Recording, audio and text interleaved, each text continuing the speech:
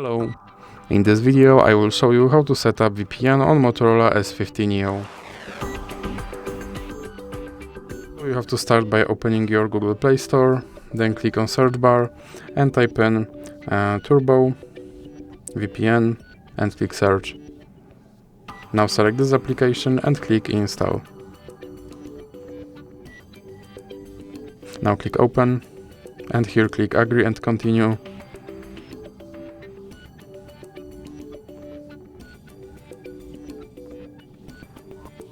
Now you can close this ad